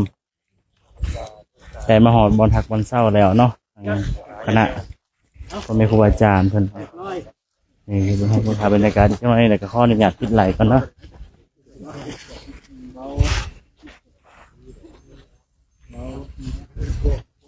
ยันโยมให้สุดก็ขอเอาใจพรทางยันโยมเด้อสิได้เบิ่งได้ชมมาจนถึงบรรทักบอลเศร้าเนาะก็ขอให้ยันโยมจงได้บุญได้กุศลเนาะที่เบิ่งที่ชมนำพ่อแม่ครูอาจารย์เนาะขอเอาใจพรทางยันโยมเนาะขอให้มีแต่ความสุขความเจริญสุขกายสบายใจปรารถนาสิ่งใดก็ขอให้ได้ดังความมุ่งมั่นปรารถนาคิดสิ่งหนึ่งประการใดสอบประกอบโดยธรรมเดียวขอให้สำเร็จเน้อสาธุสาธุขออนุญาตปิดไหลก็ได้ชาญาติโยม